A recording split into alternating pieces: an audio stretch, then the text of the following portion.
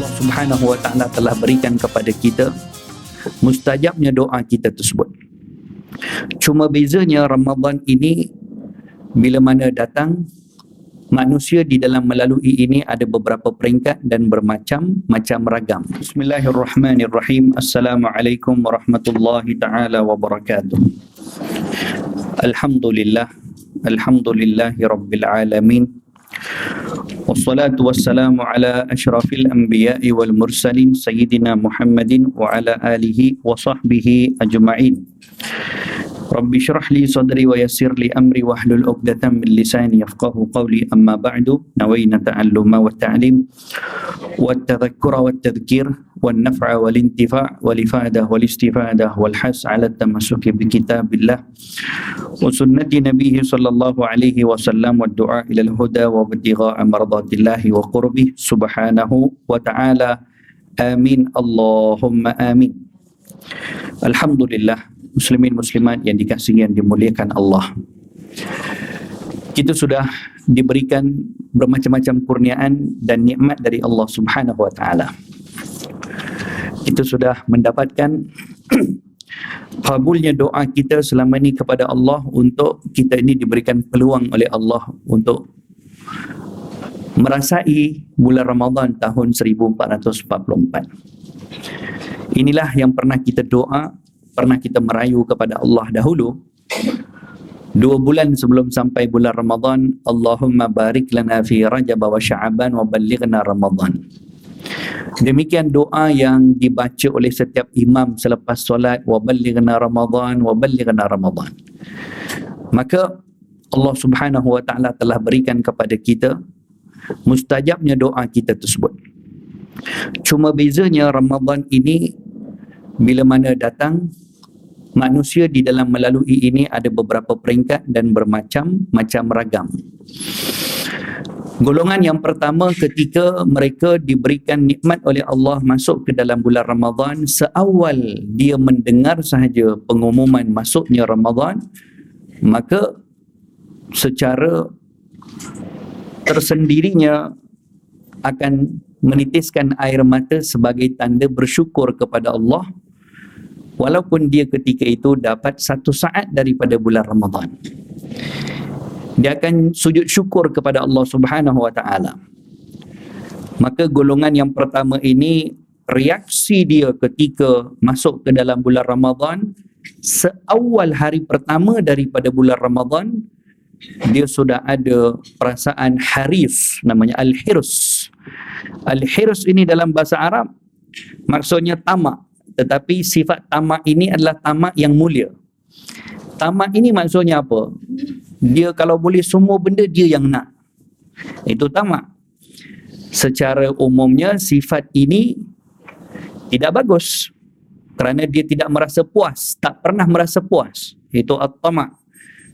Tapi al-hirs bila diterjemahkan, itu pun kadang diterjemahkan dengan sifat tamak ataupun terkejar-kejar, tidak pernah merasa puas. Tapi hirs adalah mengejar sesuatu yang dia tidak pernah merasa puas, yang dimuliakan. Kerana itu di dalam Al-Quran Allah pernah menyifatkan Rasulullah sallallahu alaihi wasallam mempunyai sifat al-hirs ini. Harisun alaikum. Harisun alaikum ni apa? Azizun alaihim ma anittum harisun alaikum bil mu'minina raufur rahim.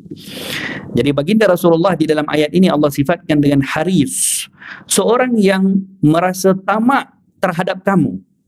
Kamu ni siapa? Kamu ni kita semualah, umat Nabi Muhammad sallallahu alaihi wasallam.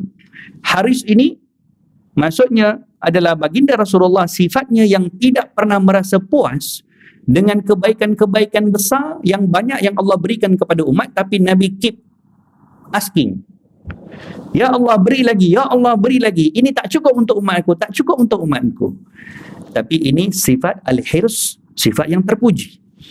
Sedemikian golongan manusia yang pertama ketika hari pertama daripada bulan Ramadan, malam pertama daripada bulan Ramadan, dia ini tergolong daripada golongan yang haris ala Ramadan, yakni merasa tamak, merasa tidak cukup dengan waktunya, merasa tidak cukup dengan apa yang dia dapat, merasa tidak cukup dengan peluang ibadahnya, merasa serba tidak cukup, lalu dia akan merasa kalau boleh semua kebaikan yang ada dalam bulan Ramadan tu semua yang dia dapat, lalu dia akan kejar. Golongan seperti ini, golongan pertama ini, tidak ada satu hari dan satu malam dan satu siang Ramadan pun yang akan dia tinggalkan, yang akan dia rasa selesa kalau hari tersebut berlalu pergi begitu sahaja daripada dia. Golongan seperti ini, dia akan merasakan, adakah besok aku berpeluang lagi untuk dapat hari daripada hari Ramadan? Adakah malam besok aku akan terpilih lagi? Golongan seperti ini, setiap saat dan waktu daripada bulan Ramadan ini adalah cukup beruntung. Sehingga dia akan merasa jealous kalau orang boleh punya waktu yang banyak untuk berbuat ibadah, kata Imam Abdullah bin Alawi Al-Haddad. Bila datang bulan Ramadan, dihimpunkan ahli keluarga dia. Lalu katanya dalam pesanan-pesanan untuk ahli keluarga, katanya, kalau kamu-kamu ni, kalau ada masa yang berbaki dalam bulan Ramadan yang boleh dijual, aku nak beli. Kalau ada masa berbaki yang kamu tak pakai dalam bulan Ramadan yang boleh dijual, maka juallah kepada aku. Ini isyarat nak bagi tahu mana ada orang boleh jual masa. Tak boleh pun. Tapi kenapa pesanan itu dipesankan begitu oleh Imam Haddad kepada keluarganya, nak bagi tahu bahawa jangan kamu merasakan waktu-waktu di dalam bulan Ramadan ini adalah waktu yang boleh dihabiskan begitu sahaja, kerana ini tidak akan berulang lagi kepada kamu. Ini golongan yang pertama. Maka setiap hari dan setiap malam bulan Ramadan Al-Mubarak, dia tidak akan melepaskan peluang, lalu dia akan merasakan bahawa dia tercari-cari di mana agaknya siang hari dan malam hari Ramadan Al-Mubarak yang mungkin dia akan terpilih untuk dibebaskan daripada api neraka Allah. Lalu dia akan tercari-cari, mungkin hari ini, mungkin besok, mungkin malam semalam, mungkin malam 10 hari lepas, mungkin hari tersebut, mungkin hari itu dan hari ini. Lalu dia akan tercari-cari dan dia akan merasa risau. Kalaulah sampai masa inilah masa yang Allah telah tetapkan untuk aku dibebaskan daripada api neraka Allah, ketika datang masa tersebut, aku berada dalam keadaan yang lalai. Dia akan risau. Kerana di dalam hadis kata baginda Rasulullah SAW, fi kulli lailatin min layali Ramadan, setiap malam daripada malam Ramadan Al-Mubarak, Allah Subhanahu wa taala akan membebaskan 700,000 hamba-hambanya daripada api neraka Allah. Setiap hari. Lalu dia akan tercari-cari, hari apa agaknya aku punya turn ni? Ini 30 hari Ramadan, satu hari 700,000 orang akan dibebaskan daripada api neraka Allah. Aku punya hari kira-kira hari apa? Kerisauan dia. Dia akan, dengan kerisauan tersebut, maka dia tidak akan pernah merasa lega dengan waktu-waktu di dalam bulan Ramadan Al-Mubarak berlalu pergi begitu sahaja. Golongan yang kedua, ketika dia melalui hari-hari Ramadan Al-Mubarak, dia juga menyedari segala kelebihan dan segala nikmat yang Allah berikan seperti golongan yang pertama ini. Dia juga punya semangat ataupun dia juga punya cita-cita yang besar untuk melakukan segala kebaikan di dalam bulan Ramadan Al-Mubarak, tetapi dia tidak berjaya untuk melakukan segala-galanya dengan baik. Ketika itu, dia akan diselubungi dengan beberapa andaian-andaian. Dia akan diselubungi dengan beberapa perasaan. Kalau hari pertama Ramadan dia tertinggal, maka akan datang satu perasaan di dalam hatinya, tak apa, besok ada lagi. Besoknya dia tidak datang solatul tarawih, tak apa, baru hari kedua. Besoknya lagi dia nak pergi shopping, tak apa, baru hari ketiga. Besoknya lagi dia nak buat kuih semprit malam, tak apa, baru hari kelima. Demikian setiap hari dalam hatinya dia ada keinginan untuk menghabiskan masa beribadah kepada Allah, tetapi dia diselubungi dengan angan-angan kosong. Dia diselubungi dengan satu harapan palsu. Tak apa, hari ini hari pertama. Tetapi golongan ini dia juga tidak akan melepaskan semua peluang. Tetapi hampir kebanyakan daripada peluang-peluang yang Allah berikan, dia akan terlepas dengan harapan besok dia akan buat, besok dia akan buat. Golongan yang ketiga pula, bila datangnya bulan Ramadan, dia seolah-olah tidak ada kaitan dengan apapun yang berlaku dalam bulan Ramadan, kecuali hanya menahan diri daripada makan dan minum daripada terbit fajar sampai terbenam matahari. That's all. Itu saja hubungan dia dengan Ramadan. Hubungan dia dengan Ramadan, pagi bangun sahur, makan, isi perut dia, kemudian dia buang balik apa yang ada dalam perut. Lepas tu maghrib nanti diisi perut, dia buang balik apa yang ada daripada dalam perut dia. Itu saja hubungan dia dengan bulan Ramadan Al-Mubarak. Demikian ragam manusia ketika datangnya bulan Ramadan Al-Mubarak, yang kita daripada awal Ramadan kita pun boleh menginsafi diri kita, kita berada di dalam golongan yang mana satu. Orang yang tidak pernah menyesal bila berlalu hari-hari dan juga siang hari, malam hari Ramadan berlalu pergi begitu saja, seperti golongan yang kedua tadi, bila dia terlepas satu hari Ramadan, dia tidak akan merasa rugi, dia tidak akan merasa menyesal. Apa sebab? Kerana dia tahu besok ada lagi. Hari ini baru hari pertama Ramadan contohnya. Hari ini baru 10 hari pertama Ramadan, kita punya masa yang lebih lagi. Dia juga akan sebut demikian sampailah satu hari nanti dia akan sebut, ya Allah, dari terakhir Ramadan rupanya. Pejam pelik, besok dah nak raya dah. Ini pula tengah kecoh, dah ada yang umum raya pula, tak tahu daripada planet mana punya fatwa. Ini keadaan kita bila kita akan sampai kepada hari yang terakhir Ramadan. Sebahagian akan sebut, ya Allah, pejam pelik pula dah. Pejam celik, patut semua tengok lain macam ya.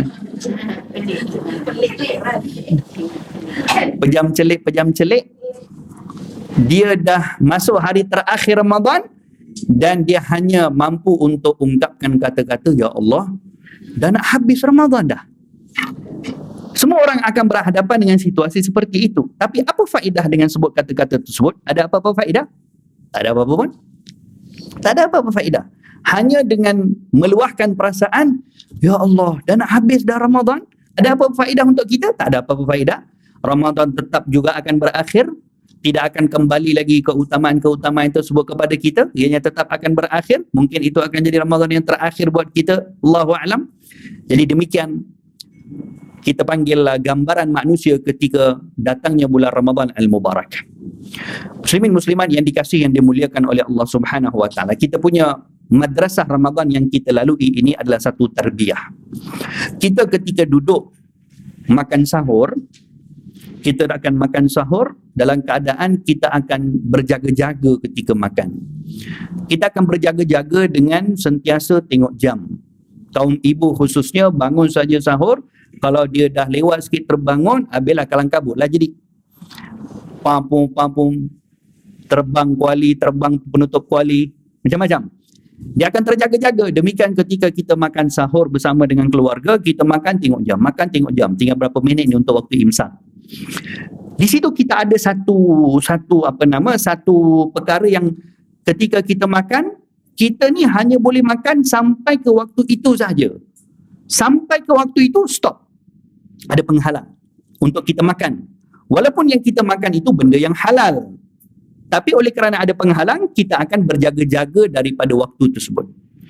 Demikian waktu berbuka puasa. Kita duduk semuanya ketika berbuka puasa, semuanya akan duduk, busy mana pun kita. Semua akan duduk berdiam diri. So ini hikmah Allah nak tunjukkan dengan datangnya ibadah puasa ni. Kita ni yang terlalu busy dan konon-konon busy ni, kalau datang bulan Ramadan, tak kira macam mana keadaan pun, maghrib semuanya cool down, semuanya duduk diam-diam. Yang duduk atas highway ke, yang duduk sana ke, duduk sini ke, semuanya akan duduk diam menghadap makanan. Jadi seolah-olah Allah tarik kita dalam bulan Ramadan, sini duduk kau diam-diam. Selama ni tak pernah nak menghormati azan maghrib. Selama ni azan maghrib pun ada yang sedar, ada yang tak sedar. Tapi dalam bulan Ramadan, Allah tarik kita duduk diam-diam. Ketika kita sedarkah kita ketika kita duduk di hadapan juada berbuka kita, kita akan tunggu azan. Semuanya benda tersedia di hadapan kita. Yang menjadikan penghalang kepada kita untuk hulurkan tangan kita ambil benda-benda halal yang ada depan mata kita itu adalah larangan dari Allah untuk kita makan ketika itu. Dan larangan ini akan terangkat sebaik isyarat azan maghrib. Masuk saja azan maghrib, itu hijab sudah terbuka, pintunya sudah terbuka. Jadi ini satu tarbiyah dari Allah Subhanahu wa taala kepada kita. Demikian di dalam kehidupan kita, kita juga sentiasa akan dibentangkan dengan banyak benda-benda yang kita ini tak boleh buat lagi benda tu sekarang. Benda tu Allah akan bagi nanti di hari akhirat. Dan akan diperhiaskan perkara tersebut di hadapan kita, macam juada berbuka puasa tu bila duduk banyak depan kita macam-macam ada. Yang menjadi penghalang kita untuk makan ketika itu adalah kerana kita belum punya izin. Belum boleh makan lagi. Sampai masa boleh makan. Jadi kita sudah diterbiah oleh Allah Subhanahu wa taala untuk menghormati maharimillah dipanggil. Fa inna lillahi maharimahu dalam hadis Arba'in Nawawi. Sesungguhnya bagi Allah Subhanahu wa taala ada pantang larangnya. Ada dia punya perkara-perkara yang diharamkan oleh Allah. Dan maharimillah ini kalau di dalam sepanjang bulan Ramadan ketika sahur dan juga ketika berbuka puasa di dalam bulan Ramadan, Allah sudah mendidik jiwa kita macam mana kita ini walaupun ada benda-benda yang halal yang banyak depan mata kita, sebelum sampai kepada masa yang dihalalkan kepada kita, kita tidak boleh makan. Terlambat sikit, terlewat sikit sahaja pun itu sudah dikira melanggar maharimillah. Sudah tiba-tiba katakan terazan awal contohnya. Masjid Al-Falah terazan 1 minit awal. Allahu Akbar, Allahu Akbar. Semuanya dah makan kurma. Testing contoh. Rupanya Bilal testing. Dia testing mic. Yang lain dah bedal, dah karipap 3 biji. Jadi kalaulah berlaku demikian 1 minit saja kita terawal, itu sudah menjadikan kita punya puasa terbatal. Demikian juga sahur kita 1 saat sahaja kita terlambat daripada waktu itu, puasa kita sudah terbatal. Jadi kita sangat berjaga-jaga dengan kita punya border tu. Demikian di dalam kehidupan kita, di antara kita dan juga perkara-perkara yang diharamkan oleh Allah Subhanahu wa taala itu punya border.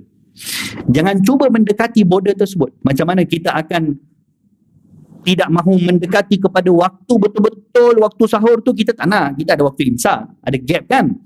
Katakan subuh pukul 5.55, jadi pukul 5.45, 5.50 kita sudah stop. Kita tak nak dekat dengan border tu. Kerana risau jam kita tercepat ke, tersalah ke, apa ke, maka kita disunahkan untuk melewatkan. Jadi demikian kita di dalam menjalani kehidupan harian kita di atas muka bumi Allah Subhanahu wa taala untuk berjaga-jaga daripada perkara-perkara yang dilarang oleh Allah, kena ada gap, kena ada masa yang jauh. So ini terbiah yang Allah Ta'ala berikan kepada kita sepanjang di dalam bulan Ramadan Al-Mubarak. Antara terbiah yang Allah berikan kepada kita sepanjang Ramadan yang kita lalui ini disebutkan di dalam bahasa Arab dengan satu istilah al-istidamah. Kalau dalam bahasa Inggeris disebut sustainability. Betul ke? Salah faham? Tak faham. Salah kot saya sebut. Sustain, diberikan apa tu istilahnya? Macam bahasa Melayu? Sustain apa? Sustain? Macam Ramadan ini, puasa ini memberikan kepada kita, fizikal kita ni jadi macam teratur gitu. Ini apa yang kita akan dapat di dalam bulan Ramadan. Oleh kerana itu di dalam bulan Ramadan kita tidak perlu untuk sarapan, kita tidak perlu untuk makan tengah hari, dan sememangnya pun kalau sampai waktu macam ni, waktu pukul 11 apa semua hari biasa kita lapar, tapi dalam Ramadan okey saja. Tak adalah lapar sangat pun. Adalah sikit-sikit lapar. Sekejap lah. Pukul 10 tu dia dah krek-kruk. Perutnya sudah deng-deng. Tapi lepas tu dia okey, tak ada masalah, dia boleh menjalani kehidupan biasa dia. Dia tidak perlukan ikut kepada jadual waktu makan tu, tak perlu. Kerana puasa ini punya niat. Kita tinggalkan makan dan minum tersebut lillahi ta'ala. Maka oleh kerana semata-mata kita tinggalkan makan dan minum itu kerana Allah Subhanahu wa taala, maka dengan itu Allah berikan kepada kita al-istidamah dipanggil. Kita ni diberikan sustain sepanjang siang hari Ramadan. Kita sudah tidak terikat lagi dengan fitrah seorang manusia ni kena macam ni. Kita tak perlu terikat lagi dengan perkara tersebut. Jadi kan lumrah seorang manusia ni biasalah. Pukul 9 kena sarapan, pukul 1 kena makan tengah hari, pukul 4 petang kena minum kopi. Jadi kita sudah terkeluar daripada fitrah tersebut dan ternyata itu tidak menjadikan kita lemah.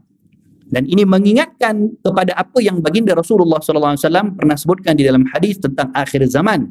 Ketika zaman keluarnya Dajjal, Nabi kita sebutkan kepada kita pesanan-pesanan kepada orang yang hidup ketika itu supaya dia tidak keluar daripada rumah, duduk di dalam rumah. Duduk di dalam rumah masing-masing dan makan daripada tanaman masing-masing, makan daripada haiwan ternakan masing-masing. Maksudnya jauhkan untuk bergaul dengan orang lain zaman Dajjal, jangan keluar pergi mana-mana pun. Ini Nabi sebutkan. Dan daripada hadis ini kata para ulama, tuntutan kepada umat akhir zaman untuk punyai kemahiran di dalam pertanian dan juga di dalam peternakan. Al-Habib Abu Bakar Al-Masyhur pernah sebutkan bahawa di akhir zaman ini, kalau sampai zaman Dajjal ataupun sebelum sampai kepada zaman tersebut, biar masing-masing orang Islam ni dia ada dia punya sumber makanan dia yang tersendiri. Yakni dia akan makan daripada tanaman dia dan dia akan makan daripada binatang-binatang ternakan dia sendiri. Kerana apa? Kerana sampai kepada zamannya Dajjal, ini semua sumber makanan dia yang kontrol. Tak ada orang boleh makan dan minum kecuali dapat izin daripada Dajjal. Maka sahabat bertanya, ya Rasulullah, kalau demikian, apakah makanan kepada orang Islam ketika itu? Mereka nak makan apa? Kata baginda Rasulullah SAW, apa Nabi sebutkan? Makanan mereka, subhanallah, alhamdulillah, wa la ilaha illallah, Allahu akbar. Jadi, itu pun sudah terkeluar daripada fitrah seorang manusia. Mana mungkin zikir boleh menyebabkan kenyang? Tapi kerana apa dia tinggalkan makan waktu itu? Kerana taat kepada perintah Nabi Muhammad SAW untuk selamatkan iman. Maka Allah akan berikan kepada dia, waktu itu dia akan diberikan keupayaan kepada dia untuk dia tidak melalui fitrah seperti biasa. Jadi di sini nak bagi tahu kepada kita, kita sebenarnya tidak boleh untuk kita panggil mempersoalkan sesuatu yang Allah perintahkan kepada kita, baik ianya merupakan satu perintah suruh dibuat atau larangan, dengan dilawan perkara tersebut dengan fitrah manusia. Kerana kadang-kadang ada orang golongan-golongan tertentu yang dia akan cuba comparekan, ini tak boleh kena ni dengan fitrah manusia ni, ini melawan dengan hak asasi manusia. Contoh, melawan hak asasi manusia. Yang melawannya apa? Perintah dari Allah Subhanahu Wa Taala. Jadi sama sekali perkara itu tidak boleh diterima oleh orang beriman kalau sesuatu itu idea yang datang daripada manusia kalau berlawan dengan apa yang diperintahkan oleh Allah dan juga Rasulullah SAW, maka perkara tersebut tidak perlu untuk diterima oleh orang beriman.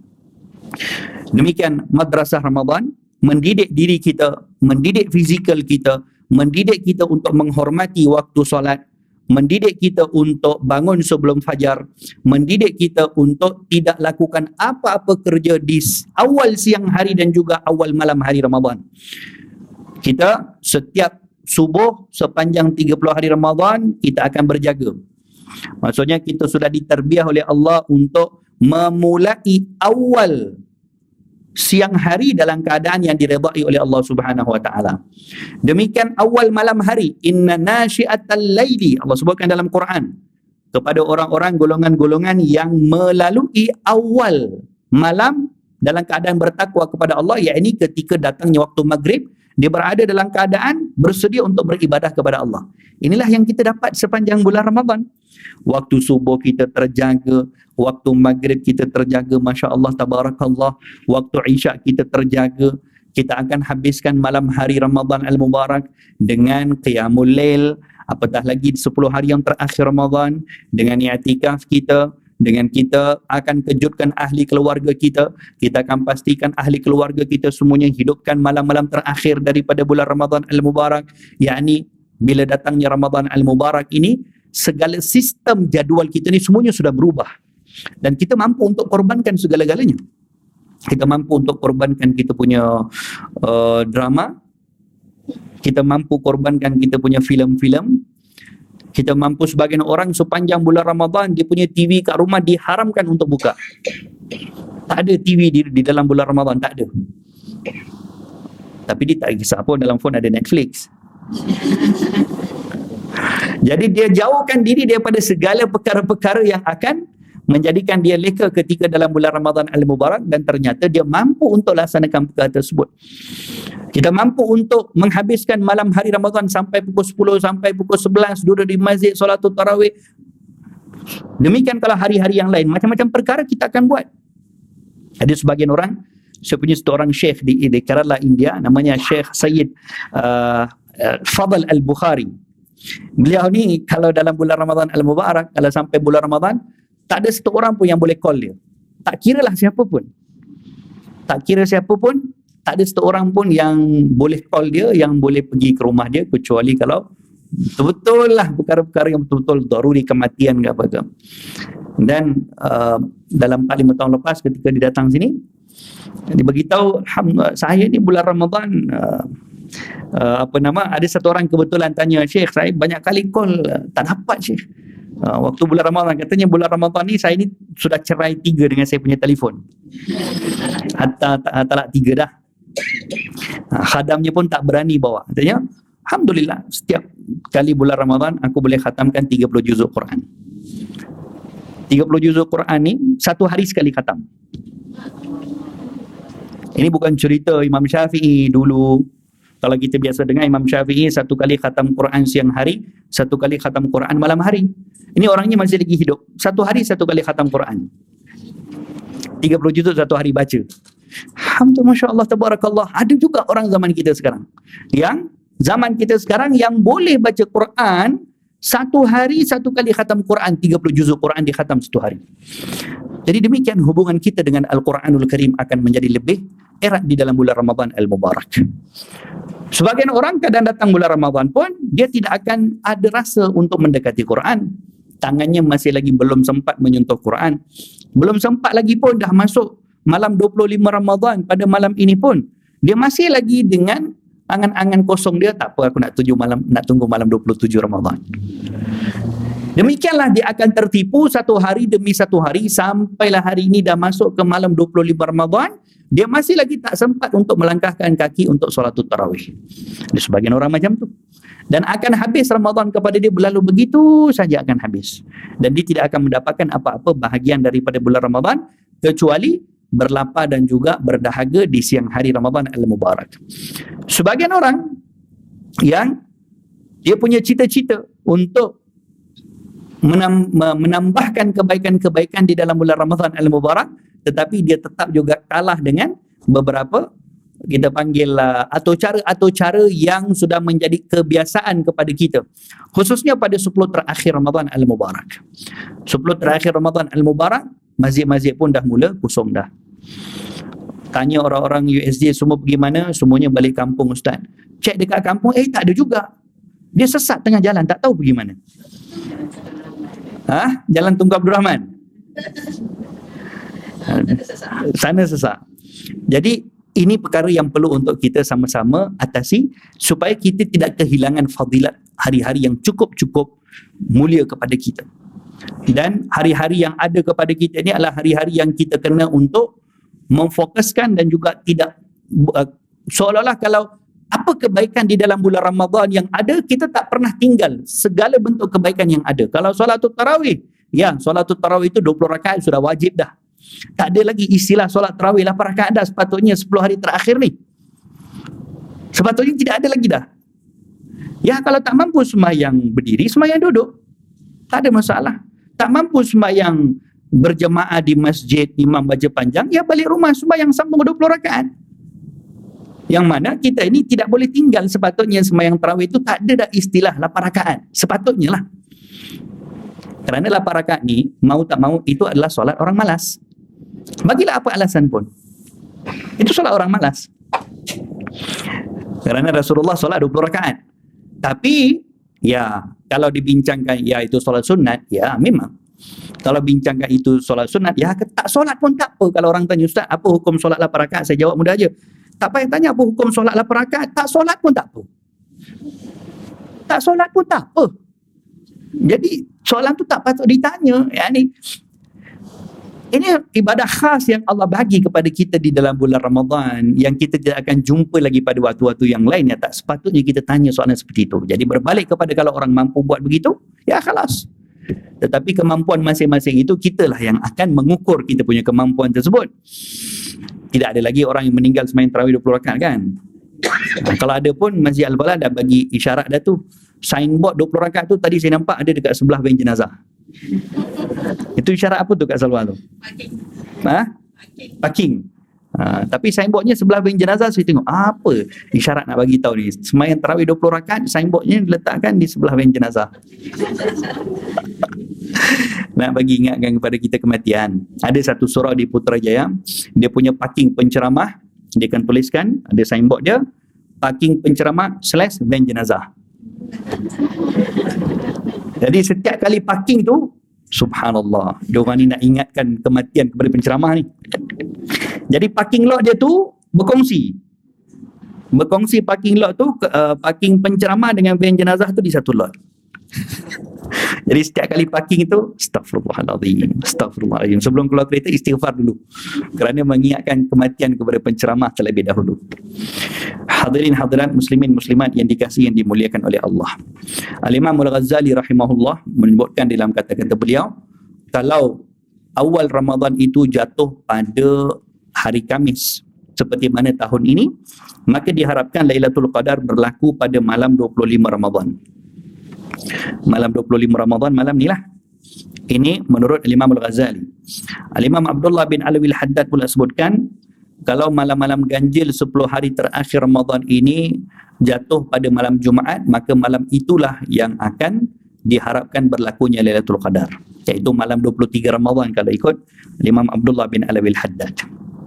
Jadi demikian pendapat kesepakatan para ulama. Lailatul Qadar ini berbeza daripada satu tahun ke satu tahun. Dia tidak akan tepat ataupun tidak mesti pada satu-satu malam.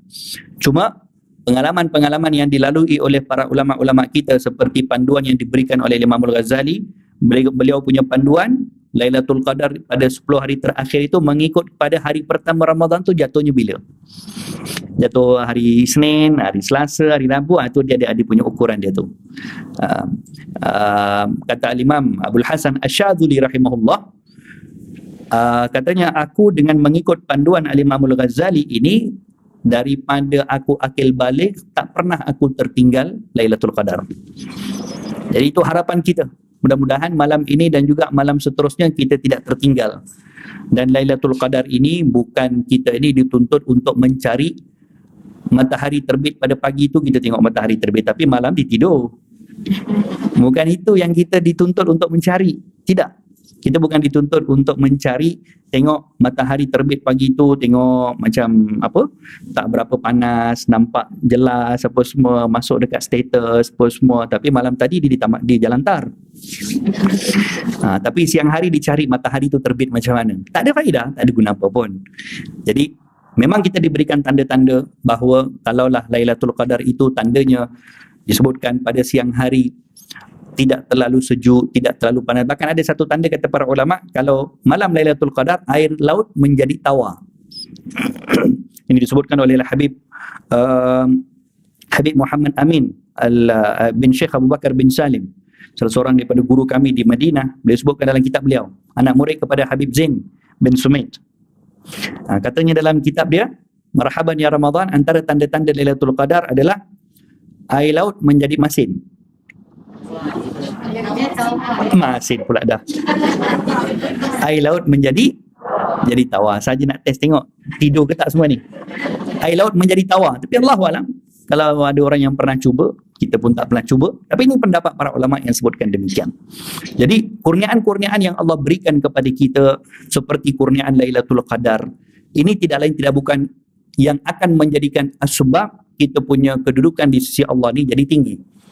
Kalau dibandingkan dari segi apa yang kita ada, kita ni tidak punya apa-apa pun berbandingkan dengan umat-umat zaman yang terdahulu. Umur kita pun ciput, dia Allah bagi.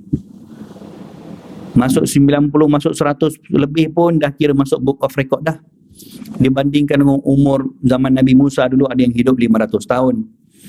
Zaman Nabi Nuh dulu hidup 1000 tahun lebih. Dari segi umur pun kita ni paling sikit Allah bagi. Dari segi saiz tubuh badan pun cipu je Allah bagi, kecil comel je kita di umat Nabi Muhammad sallallahu alaihi wasallam. Bandingkan dengan saiz tubuh badan umatnya zaman Nabi Hud alaihi salam, zaman Nabi Saleh alaihi salam, ini semua gagah perkasa besar-besar semuanya. Dari segi ilmu pun, ilmu yang Allah berikan kepada umat akhir zaman pun tidak ada hebat apa pun berbanding dengan ilmu-ilmu yang Allah pernah berikan kepada umat-umat yang terdahulu. Dari segi kekayaan pun tak ada apa pun yang diberikan kepada umat akhir zaman daripada apa yang pernah diberikan kepada umat-umat zaman dahulu. Dalam Quran disebutkan tentang umatnya Nabi Hud alaihi salam, wa yanhituna minal jibali buyuta. Mereka punya ilmu ni, ilmu tak tahulah ilmu arkitek ke ilmu engineering ni, mereka boleh buat rumah di atas gunung batu-batu di lereng-lereng bukit besar tu. mereka boleh buat. Dan ini Allah Ta'ala sebutkan dalam Quran, ilmu yang Allah berikan kepada mereka yang Allah tidak pernah berikan kepada sebelum maupun selepas mereka ilmu tersebut. Tak ada orang boleh buat. Jadi dari segi ilmu pun mereka pernah diberikan lebih lagi umat-umat zaman dahulu. Kekayaan pun Masya Allah disebutkan dalam tafsir, umatnya Nabi Hud AS, kaum Ad. Kaum Ad ini semua keistimewaan seolah-olah Allah telah berikan kepada mereka. Mereka ni umat yang paling terkuat, tak ada orang boleh lawan. Satu, diberikan kekayaan yang paling banyak sekali Allah bagi kepada sejarah manusia ni adalah kepada umatnya Nabi Hud AS, kaum Ad. Sampai dikatakan hamba sahaya pada zaman tersebut tu tidurnya atas katil emas. Ni baru hamba sahaya ni, belum lagi yang besar-besar. Jadi segala perkara kelebihan-kelebihan ni Allah dah bagi dah kepada umat-umat zaman terdahulu. Tapi bila sampai di hari akhirat, umat Nabi Muhammad dulu yang akan duduk paling depan. Yang semua lain semua duduk di belakang ni. Kita ni adalah paling last sekali diutuskan. Tapi yang pertama sekali yang akan dibangkitkan, pertama sekali yang akan dihisap amalannya, pertama sekali yang akan dimasukkan ke dalam syurga, semuanya kita yang akan mendahului. Atas sebab apa? Sebab umat Nabi Muhammad SAW. Umat ini diberikan apa? Dalam satu hadis disebutkan perbahasan dengan Allah Subhanahu Wa Taala bercakap dengan Nabi Musa AS. Sebelum diutuskan Nabi Muhammad SAW, Nabi Musa ditunjukkan oleh Allah tentang keistimewaan umat akhir zaman. Umat ini umurnya pendek tapi mereka diberikan gandaan pahala yang begitu besar. Mereka diberikan Lailatul Qadar, mereka diberikan itu, mereka diberikan ini. Pertama sekali yang akan dihisap amalan, pertama sekali yang akan meniti titian sirat, pertama sekali akan dibangkit, yang akan masuk syurga. Maka Nabi Musa bertanya kepada Allah, ya Allah, jadikan aku rasul kepada umat ini. Maka apa Allah jawab kepada Nabi Musa? Ini hadis ada dalam kitab Syekh Abdullah Siddiq Syekh Abdullah Siddiq Al-Ghumari kalau tak silap, ada dalam 40 hadis kelebihan umat Nabi Muhammad sallallahu alaihi wasallam. Jadi Nabi Musa minta kepada Allah, ya Allah jadikan aku nabi kepada umat ini. Kata Allah Subhanahu Wa Taala, ya Musa, umat ini umat yang istimewa dan nabinya juga nabi yang istimewa dan sudah terpilih nabinya. Jadi umat ini yang nak jadi nabi kepada umat ini bukan orang biasa-biasa, sudah terpilih di sisi Allah. Siapa orangnya? Yaitu Muhammad sallallahu alaihi wasallam. Kalau begitu kata Nabi Musa, ya Allah jadikan aku umat kepada nabi tersebut. Kalau aku tak dapat jadi nabi kepada umat tersebut, at least aku dapat jadi umat kepada Nabi tersebut pun dah cukup istimewa ya Allah, melihat kepada kelebihan-kelebihan yang kau berikan kepada umat ni. Kata Allah Subhanahu Wa Taala, walakin sabaqta ya Musa, engkau telah mendahului mereka ya Musa. Jadi di dalam hadis tersebut yang ditunjukkan oleh Allah Subhanahu Wa Taala kepada keistimewaan umat ini adalah gandaan pahala. Gandaan pahala yang kita akan dapat di dalam bulan Ramadan Al-Mubarak. Setiap amalan fardu kita akan dapat diberikan ganjaran 70 kali ganda. Setiap amalan sunat akan dapat pahala buat fardu. Sebab tu tak perlu risau kalau ada yang nak mengqadahkan solat fardu ketika solatul tarawih. Baru-baru ni banyak sangat perbahasan. Ada banyak orang yang bertanya tentang, Ustaz, boleh ke saya nak sembahyang qada ketika sembahyang tarawih? Boleh lah. Tapi dapat pahala tarawih tak? Dapat? Dapat pahala tarawih ke? Ada dua mazhab, dapat tak dapat? Tak dapat Mana boleh sembahyang tarawih? Kalau ketika sembahyang tarawih ada yang sembahyang qada fardu kerana dia pernah tertinggal banyak sembahyang fardu dan dia tidak akan dapat pahala tarawih. Tetapi dia perlu rungsing ke? Dia perlu risau ke tak dapat pahala tarawih? Tidak. Apa sebab? Kerana dia tengah buat yang fardu. Sepatutnya dia tidak perlu, alamak, tak dapat tarawih lah. Macam mana ni? Dia tidak perlu risau sebab waktu dia sedang qadahkan dia punya solat fardu, dia sedang buat fardu dan akan diberikan ganjaran oleh Allah 70 kali ganda. Jadi dia tidak rugi ketika itu.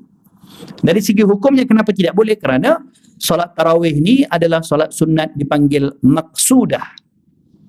Maqsudah ini maksudnya solat sunat yang punya niat yang khusus, yang tak boleh bercampur dengan niat yang lain. Jadi dia tidak ada istilah sembahyang tarawih sekali dengan qada subuh, tak ada istilah begitu. Yang ada beberapa jenis solat, kalau kita solat kita akan dapat pahala solat lain juga.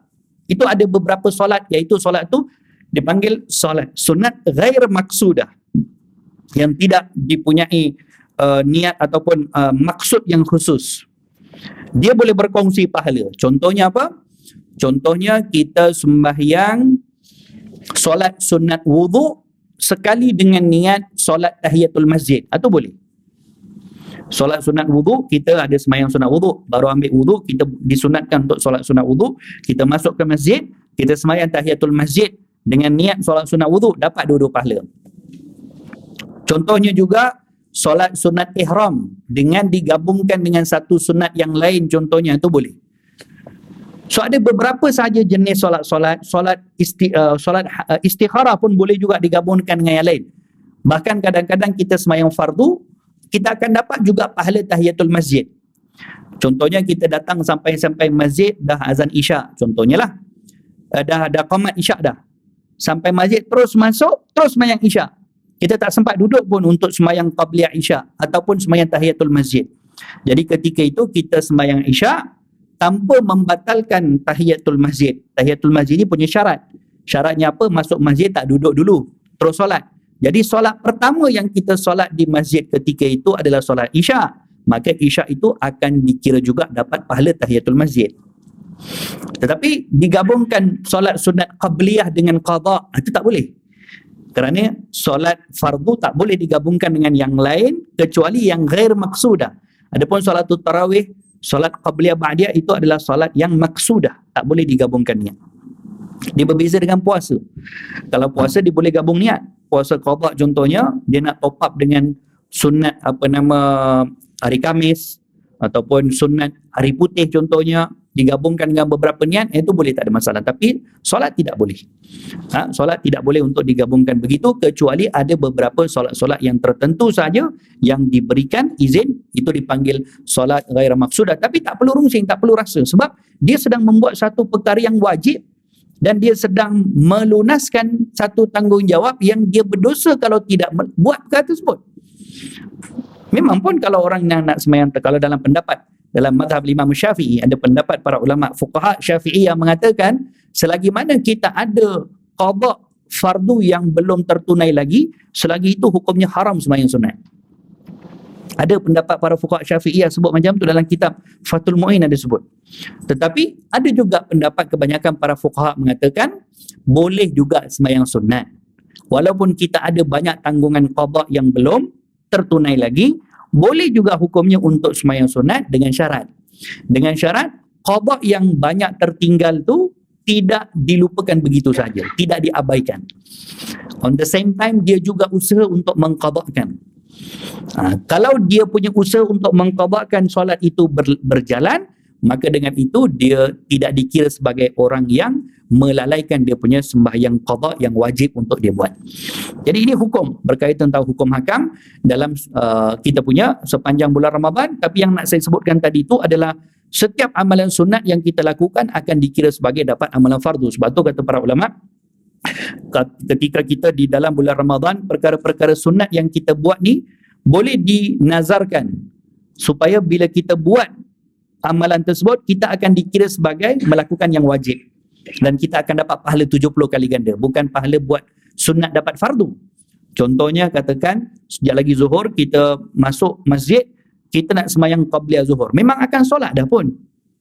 Jadi ketika sebelum sembahyang qabliyah zuhur yang hukumnya sunat, kita jadikan qabliyah zuhur tu wajib kepada kita, iaitu dengan cara bernazar, ya Allah hari ini aku bernazar solat sunat qabliyah zuhur 2 rakaat.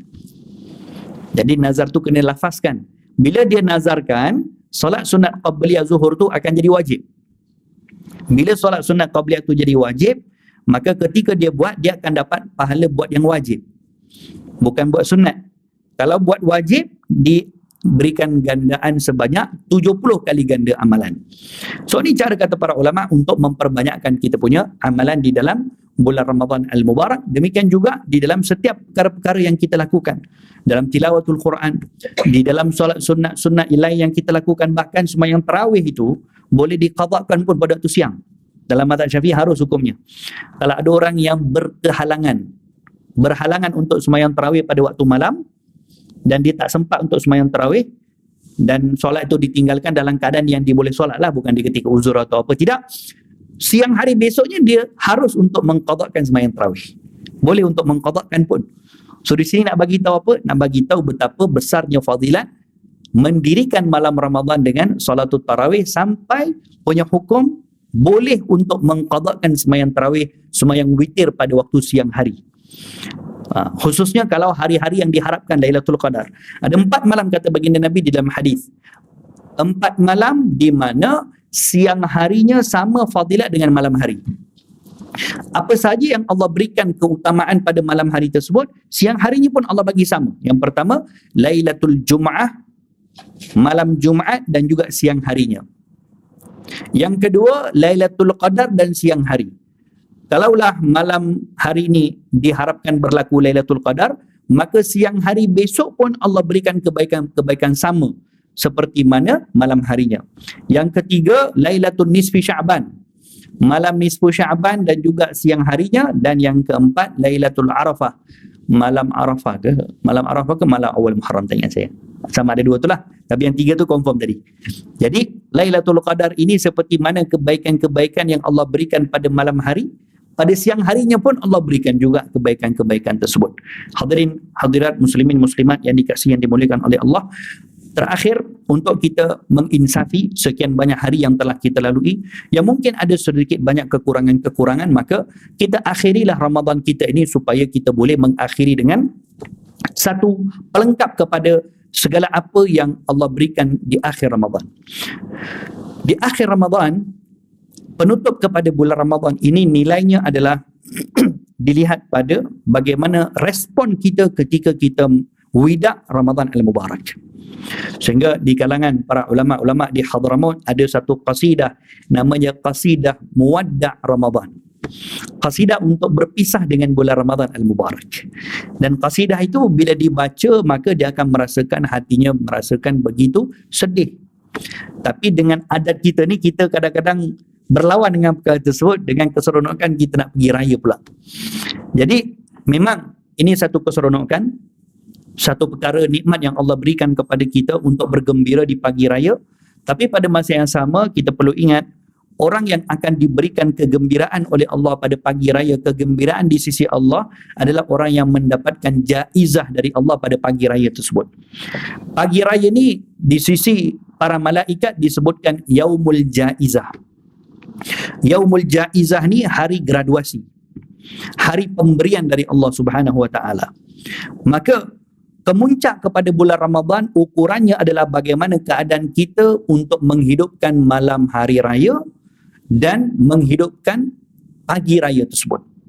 Malam raya merupakan malam mustajab doa. Man ahya lailatai al-aid ahya Allah qulubahu yawma tumitul qulub. Qala Rasulullah sallallahu alaihi wasallam. Orang yang menghidupkan malam raya, 2 malam raya, maka Allah Taala akan hidupkan hatinya pada hari matinya hati manusia yang lain. Iaitu ketika di alam barzah, ketika di hari perhitungan apa semua ni, hati-hati mereka ni akan dihidupkan oleh Allah kerana berkat dihidupkan malam hari raya. Jadi malam hari raya ini adalah malam yang mustajab doa. Kita tidak patut untuk terus ketika keluar daripada bulan Ramadan dan sudah tidak ada apa-apa hubungan kita lagi dengan solatul jamaah, tidak ada apa-apa hubungan dengan qiyamul lail, sudah tidak ada apa-apa hubungan dengan perkara-perkara kebaikan yang perlu kita buat di dalam malam raya tu. Malam raya itu adalah malam yang mustajab doa. Sepatutnya walaupun antara maghrib dengan isyak, kumpulkan sesama ahli keluarga, duduk sama-sama solat maghrib berjamaah, baca takbir hari raya, doa kerana hari tersebut adalah doa mustajab. Kemudian ditambah lagi pelengkap kepada pintu Ramadan ini adalah pada pagi raya tersebut. Dalam sebuah hadis kata baginda Nabi SAW, pada setiap pagi raya para malaikat akan berdiri di hadapan pintu setiap rumah orang beriman. Setiap rumah orang beriman akan ada malaikat yang akan didirikan oleh Allah, dan malaikat tersebut akan memanggil dengan seruan, wahai orang mukmin, keluarlah hari ini untuk kamu membesarkan Allah Subhanahu Wa Taala. Hari ini adalah Yaumul Jaizah, hari pemberian dari Allah. Hari pemberian ini apa maksudnya? Yakni orang yang akan menyambut pemberian tersebut dari Allah adalah kepada mereka yang telah berjaya melalui Ramadan tadi. Maka graduasi kepada orang yang 30 hari melalui Ramadan dia punya hari pemberian secara besar-besaran adalah pada pagi raya tersebut. Ketika dia keluar untuk membesarkan Allah, dia keluar untuk solat sunat hari raya, dia keluar untuk bertakbir, maka ketika itulah akan diberikan pemberian secara besar-besaran kepada dia, yakni akan diampunkan semua dosa-dosanya. Ketika itu dia akan menjadi seperti bayi yang baru dilahirkan, semua dosanya diampunkan. Ini bila? Pada pagi raya. Jadi maksud saya di sini nak bagi tahu adalah supaya kita tidak bila keluar saja daripada bulan Ramadan terus tidak ada hubungan dengan masjid, terus tidak ada hubungan dengan Al-Quran, tidak ada hubungan dengan Qiyamul Lail, tidak ada hubungan dengan apa-apa kebaikan, dan kita akan terlepas untuk mendapatkan hari Al-Jaizah yang ditetapkan berlaku pada 1 Syawal. Mudah-mudahan Allah Subhanahu wa taala berkati pertemuan kita. Hadza wabillahi taufik. Allahumma inna na'udzubika min ilmin la yanfa' wa na'udzubika min qalbin la yakhsha wa na'udzubika min du'ain la yustajab wa na'udzubika min 'amalin la yuqbal bi rahmatika ya arhamar rahimin. Rabbana atina fid dunya hasanatan wa fil akhirati hasanatan wa qina adzabannar. Wa sallallahu ta'ala wa sallam ala khairi khalqihi sayyidina Muhammadin wa ala alihi wa sahbihi wa sallam. Walhamdulillahi rabbil alamin. Wassalamualaikum warahmatullahi ta'ala wabarakatuh.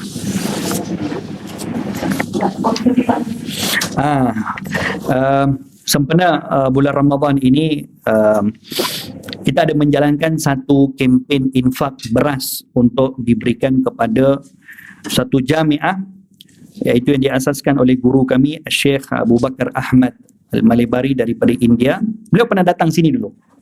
Di dewan ini pernah kita buat majlis bacaan hadis Bukhari, tapi lama lah, saya ingat dalam 10 tahun lepas kot. Ya.